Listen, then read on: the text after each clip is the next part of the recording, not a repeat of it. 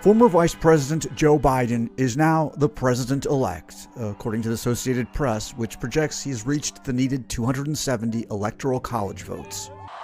Biden ran as a unifier, telling voters he'd work across the aisle. As president, he would govern a country that's bitterly divided, tackling an economy that's put millions on unemployment and a pandemic that's killed more than 230,000 Americans. It's the job Biden has dreamed of for most of his adult life. He was a 45-year-old man when he first ran for president in 1988. He gave it another go 20 years later. But 2008 wasn't his year either. He dropped out before then-Senator Barack Obama won the Iowa caucuses. After clinching the party's nomination, Obama asked the six-term senator to join his ticket. In the White House, the two men formed a close relationship over their 8 years together. In 2015, after months of will he or won't he speculation, Biden opted out of challenging Hillary Clinton for the Democratic nomination, citing the death of his son Beau. Fast forward 2 years, and Biden was again being talked about as a potential challenger to Trump, including by Trump. And then, in an event carefully choreographed for safety, Biden introduced his running mate, California Senator Kamala Harris. She was the first black woman and first woman of Asian descent nominated for a presidential ticket. The rancor between the two men was on full display in their first head-to-head debate. A few days later, Trump and his family and staff in the White House tested positive for coronavirus. Trump was admitted to the hospital. I prayed for his recovery when he got COVID. Biden held fewer, smaller events, some as drive-ins. And despite polls showing voters were only moderately enthusiastic about Biden, his campaign tapped anti-Trump fervor to vastly outraise the president's. Now, Biden prepares to assume the highest office in the land. It was a campaign like no other, during a time of profound uncertainty. Biden's ability to bring the country together, also uncertain, as now the transition gets underway. The people of this nation have spoken. They've delivered us a clear victory, a convincing victory. Democrat Joe Biden emerged as the winner Saturday of a contentious battle for the White House as voters narrowly pushed him over the finish line to fix a battered economy and a divided nation, as well as fight the coronavirus pandemic. The declaration came just before noon after a batch of mail-in votes in Pennsylvania expanded Biden's lead in the battleground state so wide there was no chance of President Trump catching up. That was all that was needed for major TV networks to declare him the winner of the state, pushing Biden's tally in the Electoral College beyond the needed threshold to 273 after days of ballot counting and nights of national nail-biting.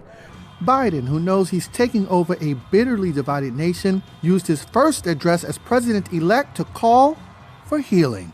For all those of you who voted for President Trump, I understand the disappointment tonight.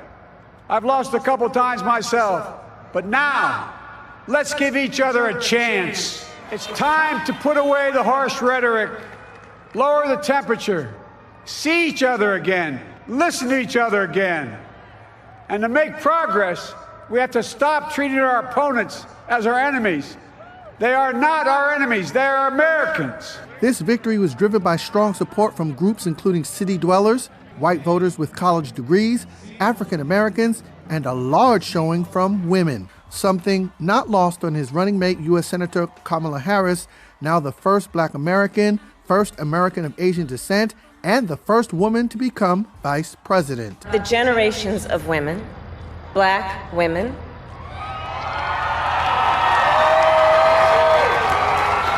Asian, white, Latina, Native American women, who throughout our nation's history have paved the way for this moment tonight. Trump, who was not at the White House but out golfing when the election was called, wasn't in the mood to accept defeat. He immediately accused Biden of, quote, rushing to falsely pose as the winner. Trump, who also said in a statement that this election is far from over, has repeatedly, without evidence, made claims of electoral fraud. Trump is expected to launch legal challenges on Monday, but that is likely to change little. Even after the race was called, other states like Arizona and Georgia were still counting votes, and Biden had at least one more win before the day was out. We did it. We did it, Joe. He was named the projected winner in Nevada, taking him even further beyond the magic number of 270 needed to clinch the vote.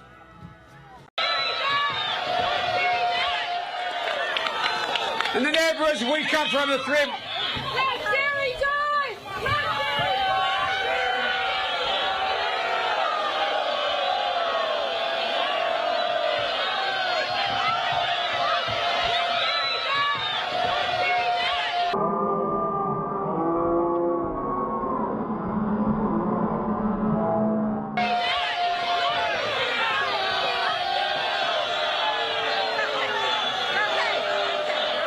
Well, let's see.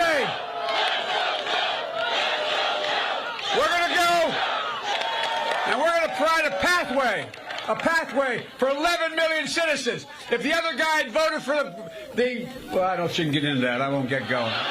Look.